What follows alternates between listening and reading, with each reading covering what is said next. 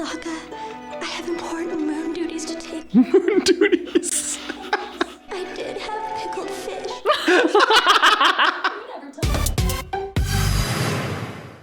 Welcome back to Definitely Not Definitive. I'm Ken. And I'm Bethany. We're just a couple of kooky, crazy kids in love. They love reacting to Avatar: The Last Airbender. Yes, we do. So, this is season 3, episode number 15 that we're checking out today. And if you want all of our reactions for this series, we got a playlist for you.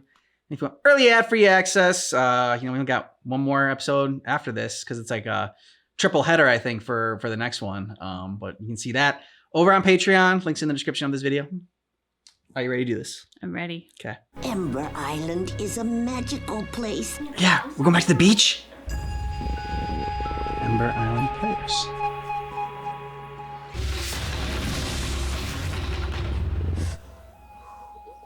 Doesn't it seem kind of weird that we're hiding from the Fire Lord in his own house? It's the last place anyone would think to look for us. There's a play about us. We were just in town and we found this poster.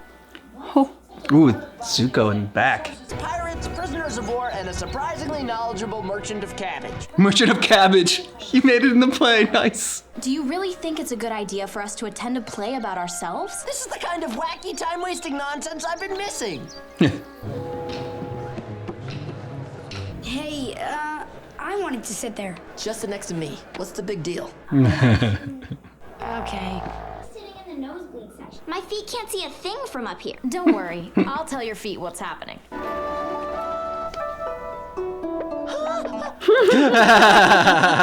Sokka, my only brother.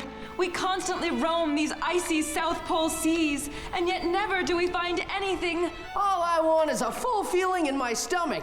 I'm starving. That is so Sokka. This is pathetic.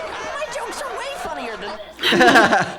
Classic Sokka. We cannot give up hope, and we must never relinquish it, even to our dying breath.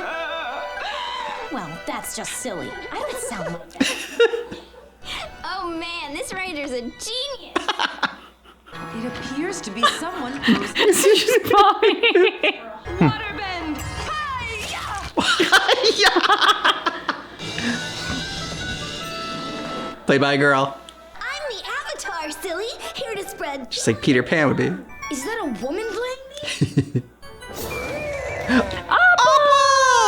My heart is so full of hope that it's making me tear-bend.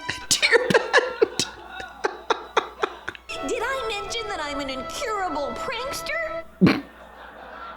That's not what I'm like. They nailed you, Twinkle Toes. Prince Zuko, you must try this cake. I must capture the Avatar to regain my honor! They make me look totally stiff and humorless. Actually, I think that actor's pretty spot on. How could you say that? Let's forget about the Avatar and get massages. How could you say that?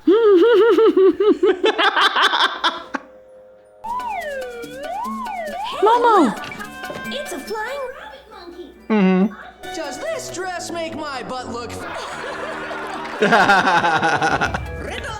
Hey! I want to see Toph. I know, me too. Like, where's Toph? I'm the blue spirit, the scourge of the Fire Nation! But Zuko was the blue spirit.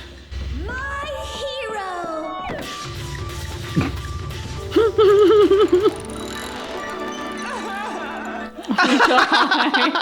Jet.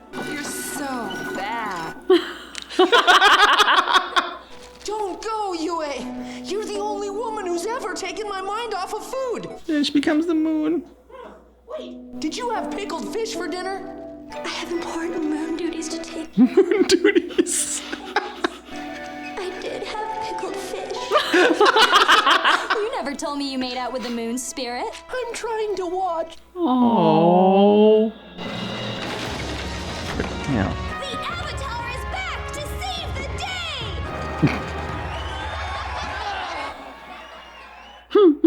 So far, this intermission is the best part of the play. Apparently, the playwright thinks I'm an idiot who tells bad jokes about meat all the time. You tell bad jokes about plenty of other topics. I know!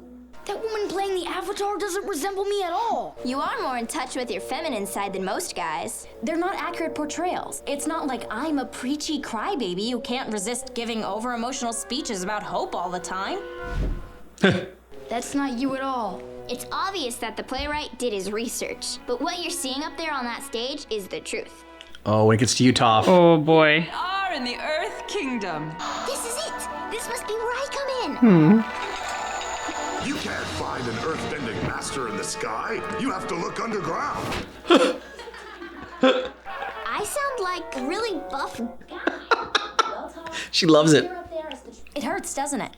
I wouldn't have cast it any other way. At least it's not a flying bald lady. I see everything that you see. I release a sonic wave from my mouth. She loves it. It's time we had a talk about your hair. It's gone too far. Maybe it's best if we split. Oh my god.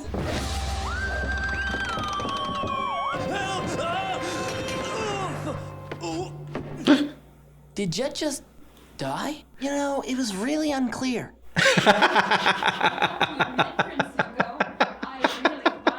I've had eyes for you since the day you first. Ooh. Oh. The Avatar? Why, he's like a little brother to me. Besides, how could he ever find out about this? Ooh. Can you get me some fire flakes? What's it going to be? Your nation or a life of treachery? Not written by Arrow. I hate you, Uncle. You smell, and I hate you. You smell. You didn't really say that, did you? I might as well have. Yeah. Avatar state! Yep, yep! Yep. For the Avatar state. Let's get Appa up. The Avatar is no more! It seems like every time there's a big battle, you guys barely make it out alive. I mean, you guys lose a lot. Didn't Azula take you captive? That's right, she did. Are you trying to get on my bad side? Yeah, dude. I'm just saying. Does anyone know where Aang is? I'm gonna check outside. Are you alright? I'm not. I hate this play. It sounds like you're overreacting. Overreacting? If I hadn't blocked my chakra, I'd probably be in the Avatar state right now. What are the chances you can get me backstage? I'm an elite warrior who's trained for many years in the art of stealth. I think I could get you backstage. Everyone's getting so upset about their characters. Even you seem more down than usual, and that's saying something. You don't get it. You get a muscly version of yourself taking down 10 bad guys at once and making sassy remarks. For me, it takes all the mistakes I've made in my life and shoves them back in my face. Yeah. My uncle, he's always been on my side, even when things were bad. He taught me so much, and how do I repay him? With a knife in his back. It's my greatest regret, and I may never get to redeem myself. You don't realize it, but you already have. There you go. How do you know? Because I once had a long conversation with the guy, and all he would talk about was you. All your uncle wanted was for you to find your own path and see the light. Now you have. Good job, Toph. Yeah. What was that for? That's how I show affection. Your Zuko costume's pretty good, but your scar's on the wrong side. He's coming this way. Can I help you? I think I can help you. I'm a big Sokka fan, but I don't think you're representing him quite as well as you could be. Here's something I think the real Sokka would say. What does the cabbage merchant use to fix his cabbages? A cabbage patch! That's actually pretty good. Did you really mean what you said in there? In the play. When you said I was just like a brother to you, An actor said that. but it's true, isn't it? Aang, I don't know. We have other things to worry about. He knows, though. That's the problem. Well, when is the right time? Right now, I'm just a little confused. I just said I was confused. I'm going inside. Yeah, you're hoping that would, make it more clear. That I'll always love you. Like a brother. I wouldn't want it any other way. Hey, Toph, would you say you and Aang have a rocky relationship? Finally made it to the royal palace, but no one's home. Actually, I'm home. and I want to join you. Guess we have no choice. The play's caught up to the present now. The play's not over. But it is over. Unless this is the future. With the energy harnessed from that comet, no one will be able to stop the Fire Nation! Zuko and the Avatar are at the palace. You take care of Zuko. I shall face the Avatar. And defeat him in this play. Because it's written by the Fire Nation people. You find the Fire Lord. I'll hold her off.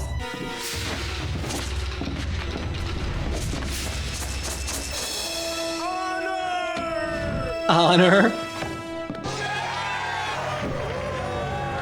Yeah, dude. You are the villain in their story.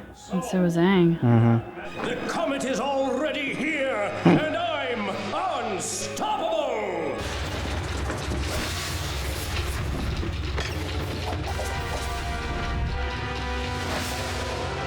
It's pretty good stage combat.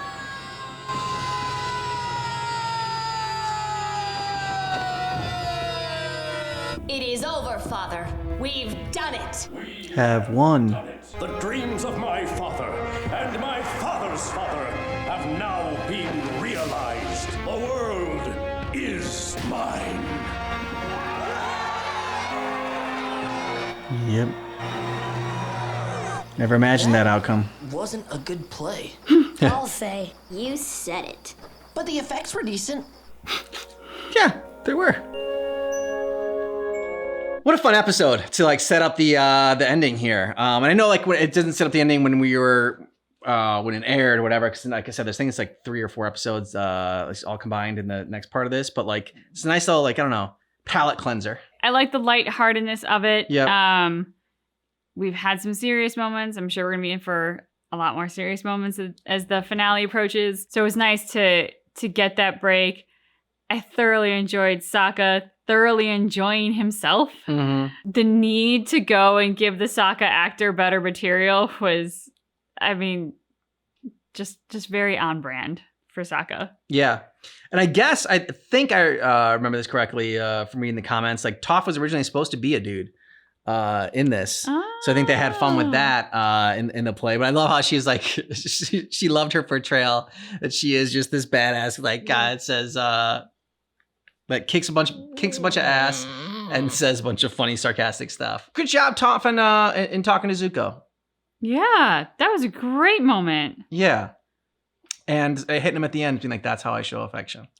Yeah, which was, again, very much like this episode, right? Like a nice palate cleanser from the very serious moment to kind of like bring it back and lighten it up. I did wonder the whole thing with like Katara and Zuko in the cave, because it had seemed like there was maybe a chemistry. And so like I figured that was why she was holding out for forgiving him, because like there was that added sting.